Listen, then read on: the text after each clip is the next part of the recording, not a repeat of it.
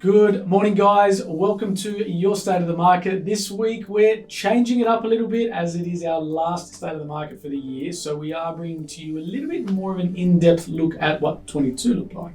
And today, I'll be pushing a few questions around and talking with my right-hand man, Jennifer Dolh, as you probably already know by now. And as you all know as well, Marc Fattore here. So guys, what we're going to be going through today is a little bit about what was discussed in the last 12 months. More so, what was predicted at the end of 21 coming into 22. Now, we've got some reports, a few mixed reports. We've got majority of our reports, I would say today that we're going to be going through are from Knight Frank. One in particular was more of a commercial outlook on the 2022 market. Now, I know that this won't necessarily revolve around everything that we talk about all the time, which is fair enough.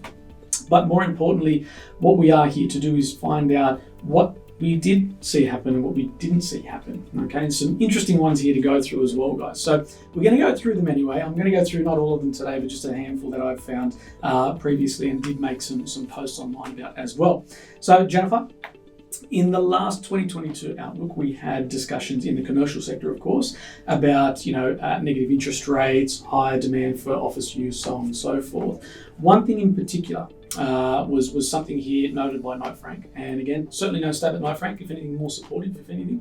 What we wanted to point out here was that there was going to be some strong economic growth and recovery in 2022 because of the pent-up demand for commercial real estate.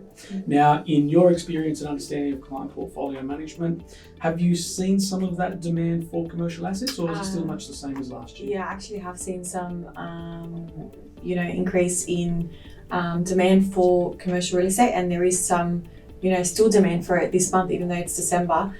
People are trying to, purchase commercial real estate because obviously, the gains on that in the future are obviously much higher in terms of a residential property asset-wise. But, clients of mine that have purchased property, let's say from 10 years ago, that is a commercial property, you're seeing a huge strike and increase in price these days for that.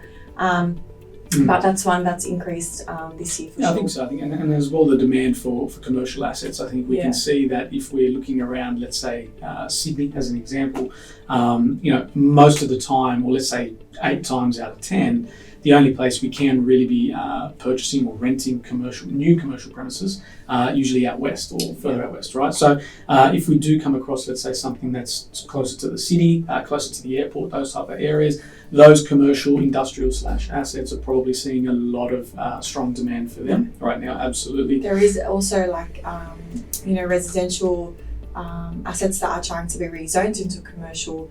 I know someone that's actually trying to do that at the moment because they want a commercial asset, and there's a lot of rezoning happening as well, just so people can acquire that. And vice versa, in regards to commercial going into residential. So definitely right. So something else that was spoken about was negative real estate interest rates will keep property yields low. Now, I think we're at the back end of the year here. I think we can both confidently say that was certainly not the case. What do you think? Yeah. Short and sweet, yeah. Yeah. No, I agree. I agree with you on that. Yeah, very short and sweet. We did not see negative interest rates. We saw obviously a massive backflip, let's say, from the RBA, which has obviously caused, let's say, a market to shift incredibly. But with that said, still quite a lot of demand for real estate in the country. I think we can both agree with that. It wasn't expected, but it was sure people adapted to it and are still adapting to the increases in inflation and interest rates. But I believe next year will be a different discussion in all. Yep, absolutely. Now, one thing we've seen as well is that there is going to be further demand for service and experience as well as amenities being reshaped. So office spaces, for example, not necessarily being a conventional office, but more so being like shared offices, let's say. Do you believe that we're seeing more of that as well with some of our clients? Yeah, definitely. A lot of people are still working from home these days too. And we're just seeing that if you can work from anywhere, and you're able to do your work, productively, it does work. And we did experience that during the pandemic times, and people adapted to that. And I believe it is good, but at the same time, you do need that aspect of being in the office, surrounded by colleagues and face-to-face discussions with clients is very, very important. And absolutely, I think flexibility is the key these days, to be honest. Well, what we're starting to see now, especially in this year, is that with the reshape of office markets and office actual amenities, we're starting to see that there is a lot of let's say hybrid work roles where the minimum requirement is only, let's say, 2 days a week at the office, and it's your choice as well, things like that. So I think we can certainly say that is the office market going to be the same as what it was pre-COVID? Probably not, but that's purely because it's changing as a complete landscape, not just the demand for a whole office asset which may not be required, for example, anymore. So something else as well was, I think this was quite accurate here, was a focus on supply chain resilience will continue to drive industrial demand. Now, I think we can all agree here today that industrial demand is huge at the moment. We are seeing some larger commercial industrial developers, maybe Goodman, for example, really taking the market by storm, and the pipeline continues to grow while executing on those opportunities as well that we've seen, let's say, out west and things like that. So again, in your experience with your clientele and whatnot, are they demanding more understanding around industrial? People are still trying to understand how industrial works. I feel like it's not something many people know how it works or how you can acquire an industrial asset. It is a very it is very, very good if you do have one. But in saying that, I've seen Goodman as well, and there is an increase in industrial sites too. Yep. Not as much as commercial, but industrial is the way to go too. So on the back of that industrial as well, I think something else that they did mention was that industrial rents will be shifting into growth mode. Yes. Now, I think if we look at industrial rent, let's say, compared to what the revenue is, it's a very small portion, because obviously there's probably higher expenses in transport costs, in some degree marketing costs, things like that, for example. So because industrial warehousing, as an example today, is obviously pretty much a big shell, and you're not really paying for amenities. I mean, rent in comparison, let's say, per square metre rate is usually a bit cheaper, but I think that's starting to shift a little bit now. We're probably seeing, a lot more growth because, again, new tenants, new landlords coming in, picking up new assets. Same tenant might be in there for at least another 2-year lease, let's say. After that, they might decide to renew, but they're renewing at 10% higher than what they were previously. So I think we are certainly seeing that. Would you agree? Yeah. Awesome. So something as well with the residential side of things here is that rising residential buyer demand for sustainable living. I think that is certainly something that I've heard a lot of this year. Would you agree? Yeah. So that's definitely... When you say sustainable living, though... Sustainable living. So obviously, in regards to sustainable living, what we're talking about here is getting a good understanding of sustainable living, of affordability, of also, environmental impact, things like that. What we're starting to see, it's probably the environmental impact is certainly a big component of that. But more importantly, I think when I look at sustainable living as well, I think we've got to take into consideration the affordability price point. Because at the end of the day, no one can continue to pay, let's say, 60, 70, 80% of their income on rent. Right, or a mortgage, right? It's just not feasible. It never has been and never will be.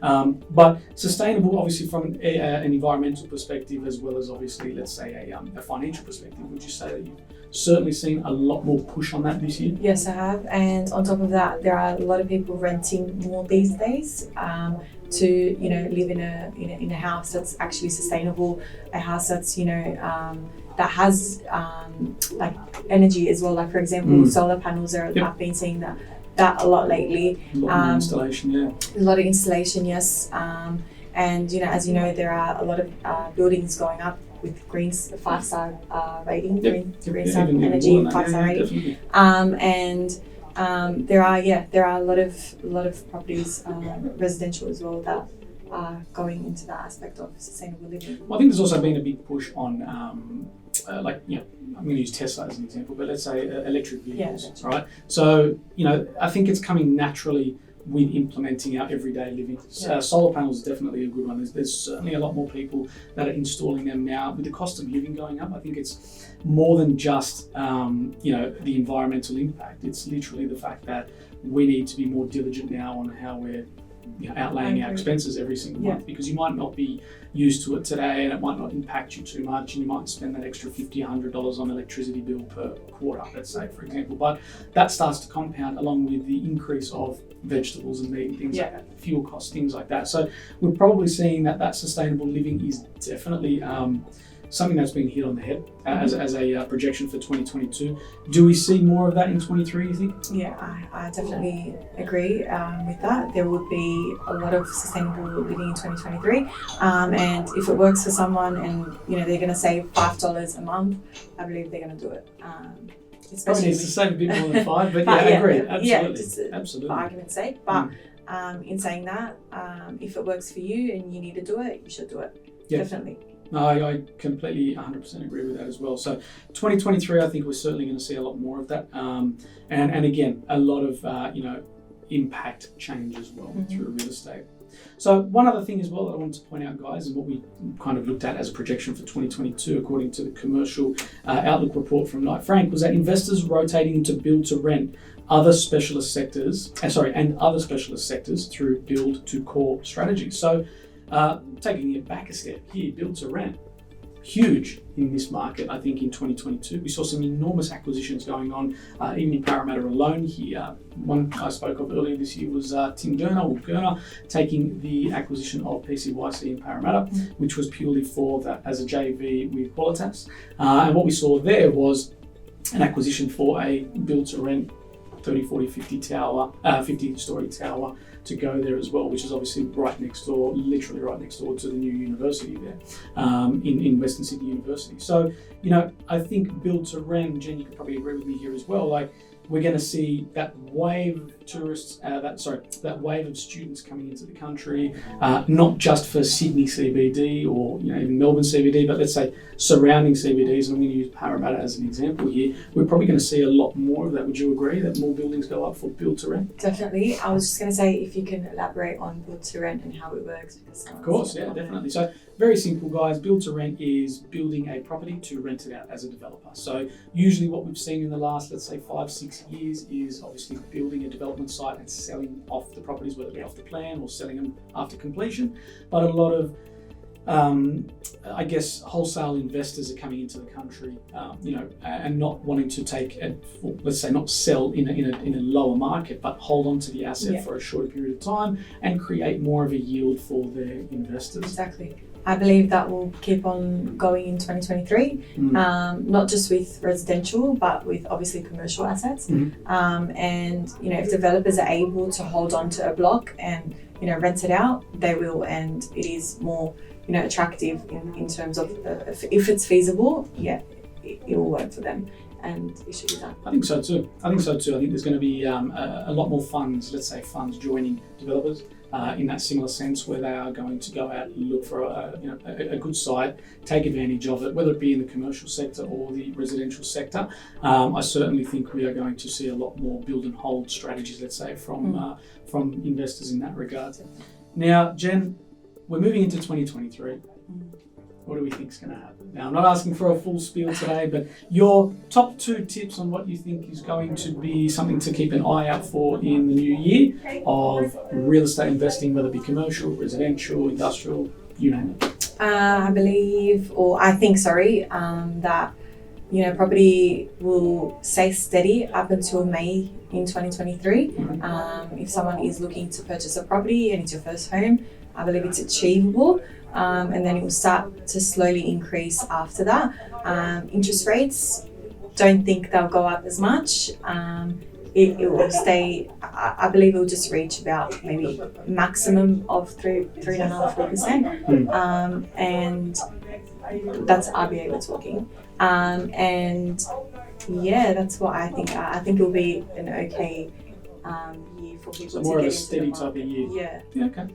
I think that's probably something that I do agree with as well, to be fair. I don't think we're going to see a huge dip or a drop. I think we're certainly going to see a flat line. That's absolutely right. In regards to interest rates, do I think they're going to go to 4% from the RBA? Probably not, but I certainly think they're going to creep up a little bit more before we see any form of relief. But I don't believe that we're going to see a huge impact on what's already happened. What they are saying though, what I've heard, and you could probably comment on this as well, is that they're probably going to see a little bit more blood in the street when it comes to obviously affordability and holding on to, let's say, an asset. So, if someone's struggling to pay the mortgage now at, let's say, $5,000 repayment per month, when that creeps up to $6,000, $6,500, things like that, we're probably going to see a few more properties come onto the market. But with that said, I also know that, we are a very resilient country as well. And you could probably say that people will do whatever it takes to hold on to the assets because providing we get through this dip, let's say it is going to really spring again, I think so. A lot of people will be, I believe, refinancing next year as well. I think Many that's a good call, people. yeah. Well, there's going to be a lot of fixed interest periods that are going to end up in 23, 24. That's right. So yeah, that's a very, very good prediction there or assumption. But look, guys, obviously we're wrapping up for the year. We've had an enormous year here at JR Prosperity. Both Jay, myself, and the team obviously working super, super hard with everyone. We'd like to thank you for everything you've sent in, obviously, over the last 12 months in regards to your questions and queries and wanting to know what's going on in the market. We try our best to answer them every single week. Obviously, it's been a year, I should say, that we've certainly experienced a different type of investment market, let's say, to the one before, but certainly one that we need in our portfolio in order to do it all again. Definitely. So guys, I'll leave it over to Jennifer for the final word, and we look forward to it. Yeah, as Marc said, on top of that, we wanted to thank everyone that sent through questions that wanted to be answered here on Save the Market, and all of our lovely clients that we've worked with as well. We thank you for allowing us and giving us the opportunity to help you on your investment journey, whether it was a finance aspect or buying your first home, or just keep on investing, building up your property portfolio. We're very grateful for that, and we'd love to be a part of your journey in 2023 as well. But other than that, it's been your last State of the Market for the year, and we wish you guys an amazing 2023 ahead. But keep posted. We do have a video coming out as well this week on top of the State of the Market. But yeah, that's it. That's it for Awesome. 2023. Enjoy and take care, guys. Thanks, guys. See you next year.